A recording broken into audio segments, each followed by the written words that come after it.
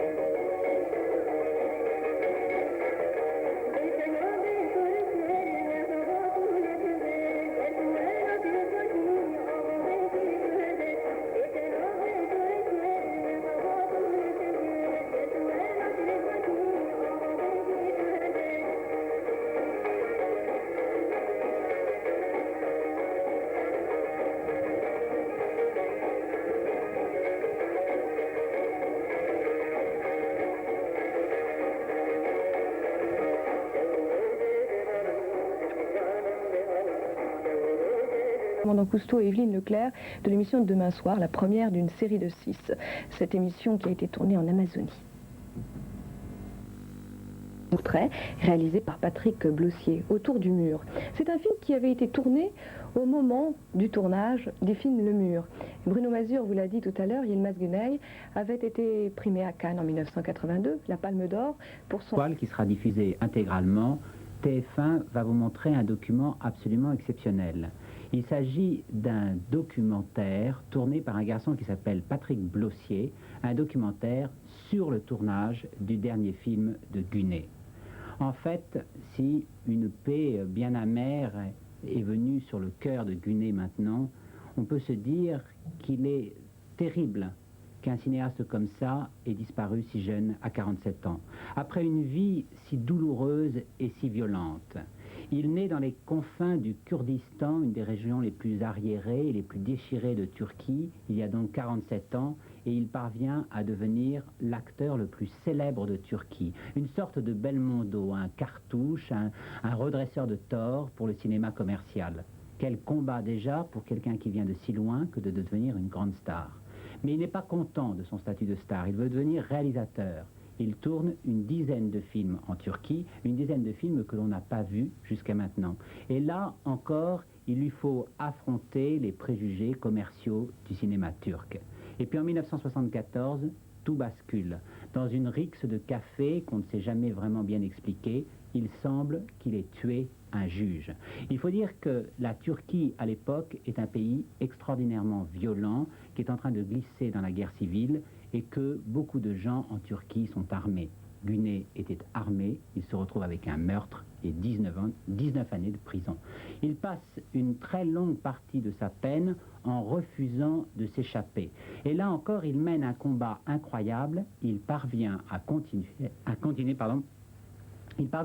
à faire ses films. Il confie des scénarios extrêmement détaillés à ses assistants qui, à l'extérieur des murs de la prison, tournent les films. Et c'est l'extraordinaire surprise de la Palme d'Or donnée à Yol en 1982 au Festival de Cannes. Yol, un film qu'il a dirigé de sa prison. Entre-temps, la situation a beaucoup évolué en Turquie. Les militaires sont venus au pouvoir. Gunet décide de s'évader, il considère qu'il risque à chaque instant de disparaître. En fait, la prison a fait de ce révolté en puissance un révolté complet.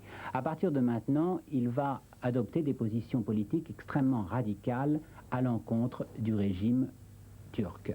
En fait, il faut peut-être laisser aux analystes politiques le soin de juger ce qu'est le régime turc.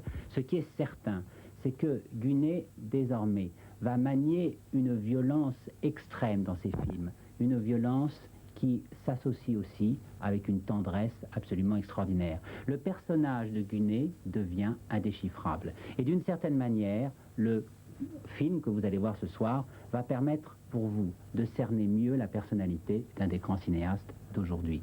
Mais il y a un dernier point qui est important, c'est l'honnêteté de Gunet.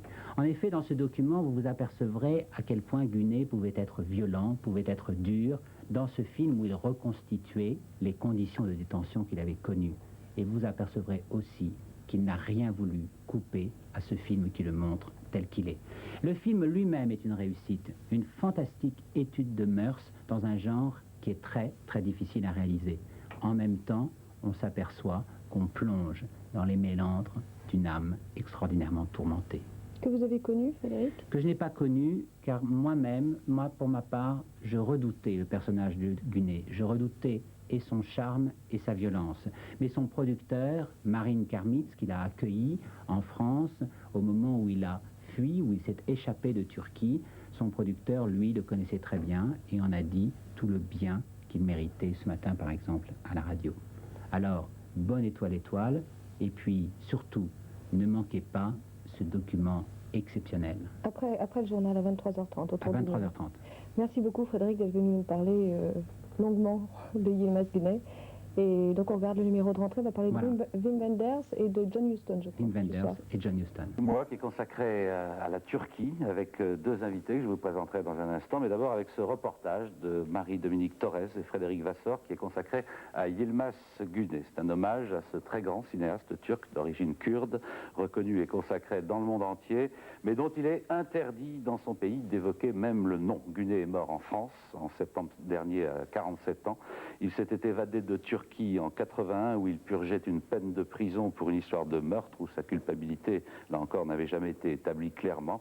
On lui reprochait surtout d'avoir mis sa grande popularité au service du combat pour les libertés et les droits de l'homme. Yilmaz Gunet.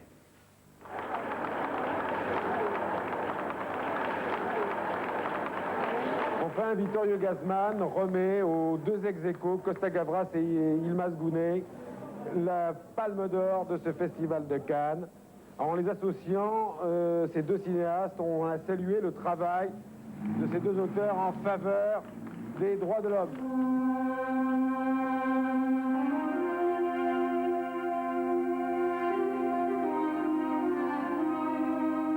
Cet homme traqué en cavale, surgissant d'un seul coup le temps de lever victorieux son Oscar avant de redisparaître, ça aurait pu être du cinéma, mais c'est Yilmaz Gunet au Festival de Cannes, et c'était vrai. Guerre de nerfs, guerre sourde, guerre sans merci entre un homme et un pays, la Turquie. Déchu de sa nationalité, condamné à 100 ans d'emprisonnement, Yilmaz Gunet fuit la prison et se réfugie en France, où un mandat d'arrêt international est lancé contre lui. La Palme d'Or, jamais le gouvernement turc ne pardonnera ce camouflé à la face du monde. Il s'agit à présent d'effacer jusqu'au souvenir de ce fils rebelle.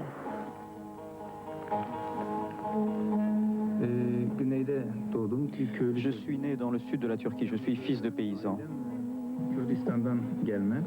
Mes parents viennent du Kurdistan cependant.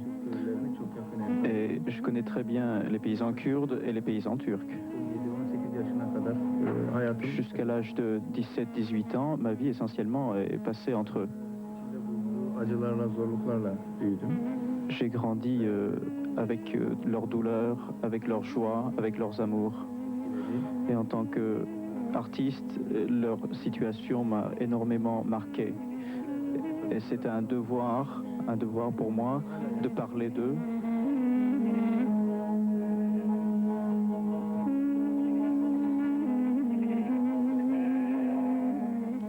À travers 15 films, surgissent en douceur, en gros plan, avec la lenteur et la violence de la Turquie, ces paysans d'Anatolie, qui vont tenter d'échapper à la fatalité. Tenter l'amour, tenter la vie, tenter l'impossible. Sur ces visages, Yilmaz Güney imprime la première révolte contre les traditions qui étouffent, sclérosent et piétinent tout sentiment.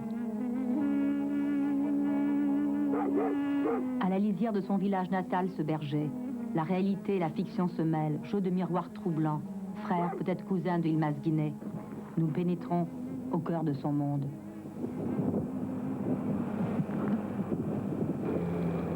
Enfant pauvre de cette terre aride, Yilmaz Güney est destiné au ramassage de coton. Son père, petit métayer, souhaite qu'il devienne fonctionnaire. Sa mère fait des ménages chez les riches. Oui, l'exploitation, la misère, l'humiliation, Yilmaz Güney connaît. Oui, l'homme se bat sur tous les fronts à la fois et rêve de voir jaillir l'étincelle de la révolte d'ici, de Yiniche, son village. Mais 6 ans après le tournage du troupeau, le village est étrangement silencieux, immobile, comme figé pour l'éternité. Que reste-t-il de toutes mes passions, pourrait dire l'enfant chéri, aujourd'hui disparu? Que reste-t-il de Yilmaz Güney dans son propre village? Yilmaz Güney, you know? Bien sûr qu'elle sait. D'ailleurs, toute la Turquie et surtout le monde du cinéma connaît Yilmaz Güney. La popularité de cet acteur, qui dans les années 60 tournait 3 à 4 films à la fois, est inimaginable. Bien plus idolâtré que James Dean, Delon ou Belmondo, bien plus que les acteurs pourtant célèbres de ce film en cours de tournage à Istanbul.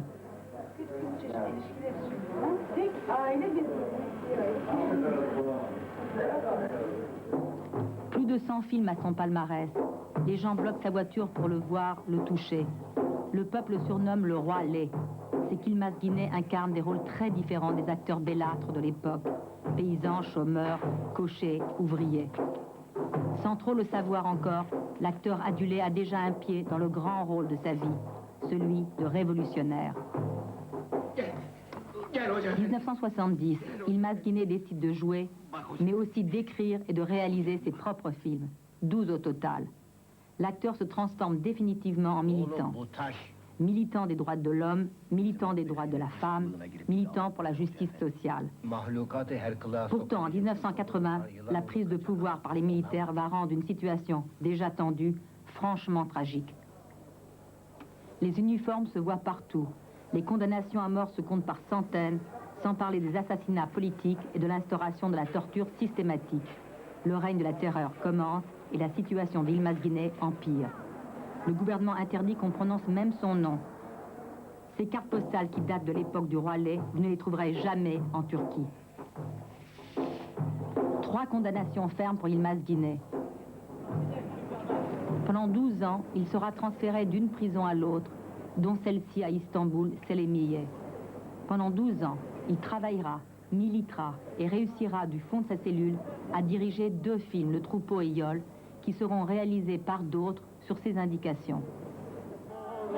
En 1975, la révolte des enfants de la prison d'Ankara inspire son film Le Mur, réalisé en 1983 en France en homme libre, un film presque insoutenable.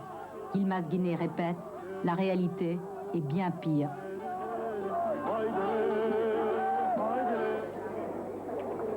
Atmosphère détendue à cette vente de livres à Istanbul. Beaucoup d'auteurs, le cœur à gauche, y vendent sans tracasserie apparente leurs ouvrages, caricatures, lettres de prison. Ici, aucun ouvrage de Yilmaz Güney.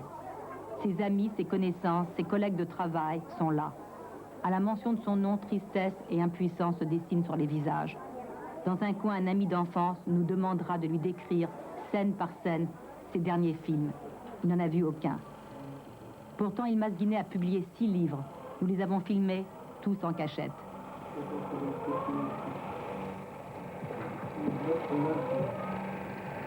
Voici l'encyclopédie du cinéma turc de cette année. Yilmaz Güney n'existe plus.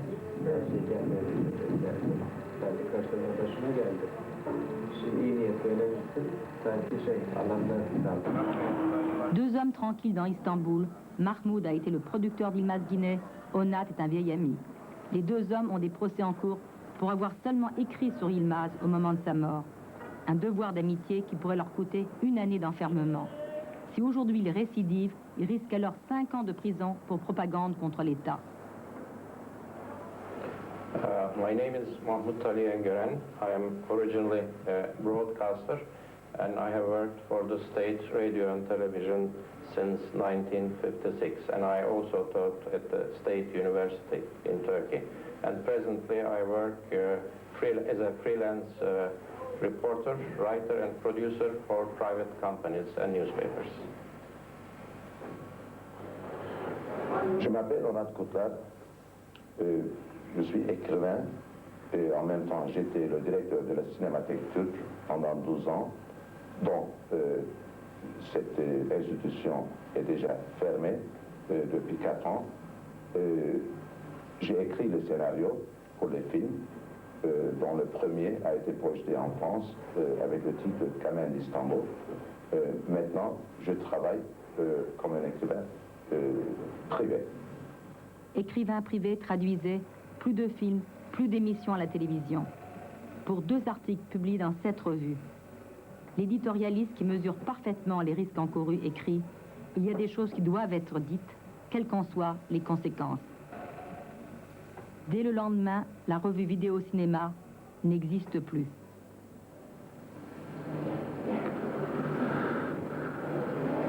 Şu an tek düşündüğüm şey Suskunluğun filmini yapmak.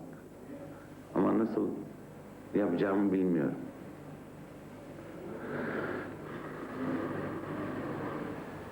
Pour les amis fidèles, le silence qui s'abat sur Yılmaz Güney pèse très lourd. Mais bien peu ont pris le risque de nous rencontrer. Regardez le générique du troupeau, vous comprendrez.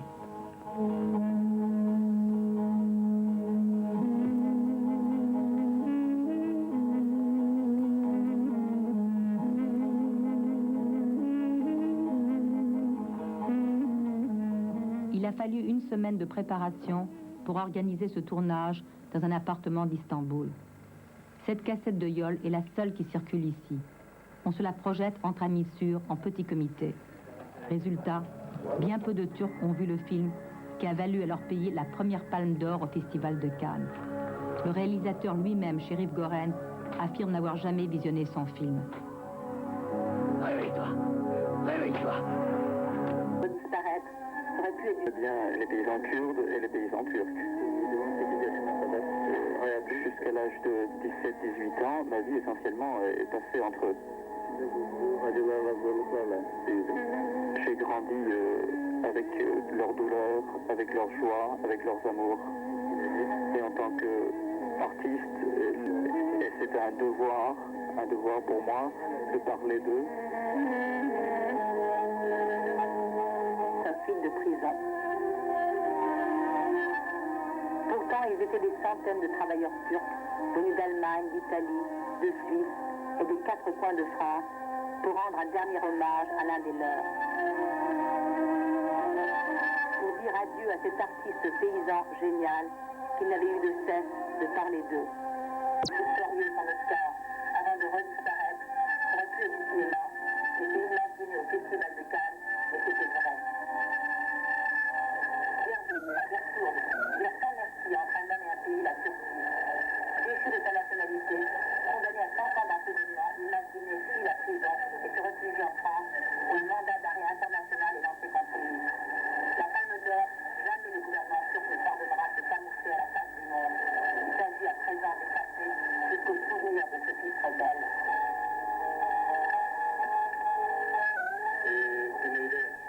Je suis né dans le sud de la Turquie, je suis fils de paysan. Mes parents viennent du Kurdistan, cependant. Je connais très bien les paysans kurdes et les paysans turcs. Jusqu'à l'âge de 17-18 ans, ma vie essentiellement est passée entre eux. J'ai grandi avec leurs douleurs, avec leurs joies, avec leurs amours. Et en tant qu'artiste, leur situation m'a énormément marqué. C'est un devoir pour moi de parler d'eux.